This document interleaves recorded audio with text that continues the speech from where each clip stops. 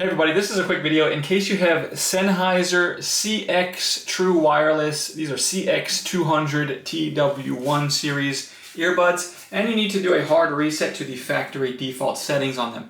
Now you're going to want to do this for one of two reasons. The first one is troubleshooting. If these earbuds are not pairing with Bluetooth, or they're not syncing or connecting to your device, or if you're only getting sound out of the left ear or the right ear because the earbuds are not paired to each other, this will fix a lot of these issues. The second reason you might want to do this is if for whatever reason you just want to wipe these earbuds clean and just get a fresh start so you can set them up like they're just coming out of the box, we can go ahead and do that. Now, what we need to do is they cannot be connected to anything on Bluetooth or this will not work. So go ahead and turn the Bluetooth off of whatever devices you have and go ahead and put your earbuds into your case and have your case charging. And from there you're going to take one earbud out of the case and the indicator light on it should turn red.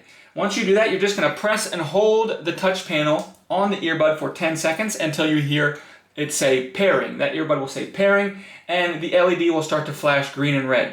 So that earbud is now in pairing mode.